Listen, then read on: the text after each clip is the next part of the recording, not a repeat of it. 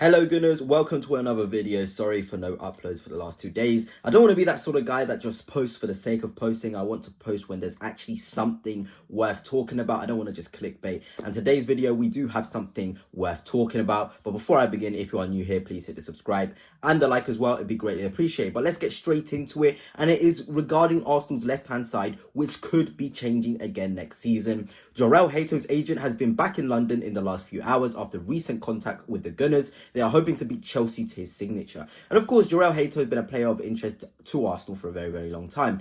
There's no doubt about it. I think dating even 1 or 2 years ago when he was still 17, 18, getting into the Ajax side, Arsenal have had heavy interest in him.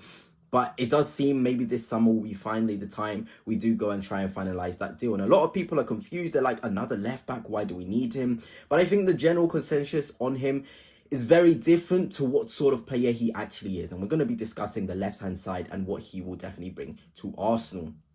I've been watching a lot of footage. If you follow me on Twitter, you'll know about me. I post quite a lot. And of course, not a lot of people agree. A lot of people do agree. But it's always nice to air my opinions out there. And I said he's a good dribbler on the outside, strong and powerful, but hardly allowed to show it. And I want to hone in on this point exactly, because a lot of people think, okay, Jorel Hato, he inverts, he comes inside the pitch. Surely that means he's most comfortable in those zones and he looks like his very best there.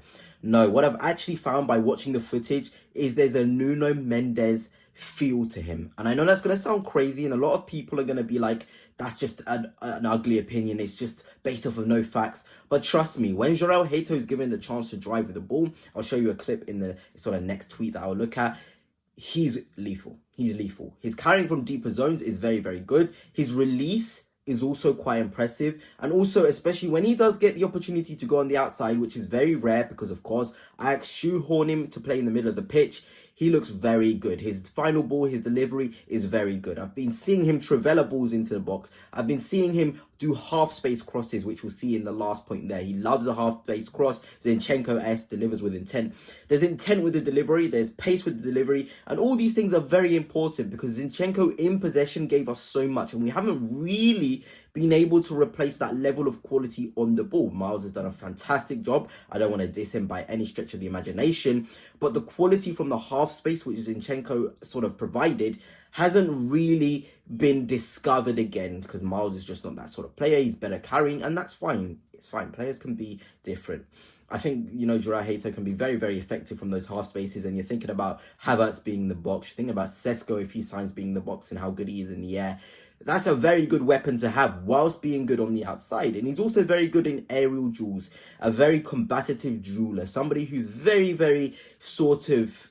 He loves to get into those duels. He loves to be in those aerial duels. He loves to get himself about. I love his jockeying technique as well. Getting low, sort of following his man. It's all very, very impressive if you ask me. It genuinely is. And I feel as though someone like Jorel Hato can certainly help Arsenal. He certainly can.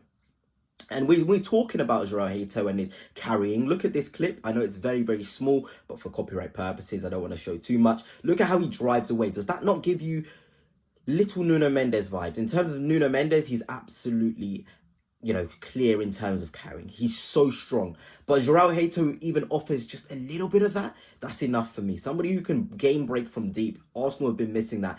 Calafiori, he's a great profile. He's not quite as a powerful runner as Hato, but Hato is very, very impressive. It's not just even one clip. There's a couple where you see him just driving at the ball, and he just looks quite sort of, I don't want to use the word unstoppable because it's a lot. He looks so confident and sort of assured in his carrying. A lot of people will see, okay, he's sort of guy that comes inside the pitch. He sort of can pass. He's technical. No, he also has this string to his bow and it's very, very effective. And it can be very, very important for Arsenal Football Club because there's a lot of games where you're thinking, okay, can we get the quality from deeper areas rather than just relying on our wingers, on our centre forward, on our 8s or on 10s, on Declan Rice as well? Hato does offer us something in terms of that. And I've always talked about Rodrigo needing a very specific profile next to him. I've always said that. And I feel as though Rodrigo and Jorel Hato on the left side can be very impactful and effective. I genuinely believe it can be. I've always maintained, we've got to maximize Rodrigo. He's a brilliant player. He can find solutions on his own. But if you want Rodrigo to go from, all right, he's good, he can do it, to phenomenal, game-changing levels, you're going to need to pair him with a Jorel Hato who can go on the outside and overlap, or play him as close to the centre forward as possible. Potentially in the Erdegaard role, but that's a discussion for another day. But I do feel like someone like João Heito, if given the instructions to go on the outside, if given the instructions to sort of be the Nuno Mendes sort of profile in the side rather than an inverter, he can be good. He can genuinely be good and very, very, very unstoppable. You know, I'm not saying he should stop inverting, because obviously different times in the game, the game changes, there's different game states. He may be required to come inside the pitch, but say, you know what, Heito, overlap Rodrigo so he can come inside and do his best stuff. I think that can be very, very, very good. And if we're looking at the heat maps of the respective players, someone like Rodrigo has, you know, sort of very left-sided. He's very left-sided. He's been shoehorned out to play on the right, but this is from his game against Girona, which I've covered on Twitter in sort of analysis. Look at where the red is, where the most heavy position on the map is for Rodrigo. It's there, inside the pitch. It's not holding the width. He's not loving the touchline. He's not like a Barcola. He's not like a Leao. He's not like a Nico Williams who will stay on the touchline. They feel comfortable there. A Gittins as well. He's different. He wants to be inside the pitch because that's where he's more effective. He's a great dribbler in those zones. He can use his left foot and right foot. He can get nice angles in those areas. And that's okay. So have somebody outside him who can hold the touchline, who can drag someone towards him on the touchline. Because we know Arteta's system. He wants the left central midfielder to do underlapping runs, whilst the left back inverts as well, whilst the winger holds the width. That's his way of playing. And of course, there'll be rotations here and there, and that's fine. But in the current dynamics of Arsenal Football Club, Rodrigo wouldn't be maximised. That's why we need this overlapping profile to fully maximise and make Rodrigo very, very good. And this is a game from Heito. It shows that he can play on the touchline. Yes, most of his high volume actions as shown on this map is inside the pitch, but he can hold the width. He can certainly do it, and he can be comfortable there. And it can be a final third threat. He's got quite a lot of assists over the last 2 seasons by being potent and being aggressive in the final third on the outside areas. So I hope Mikel Arteta recognises this. I hope he doesn't just shoehorn Heito again to do the inverting role.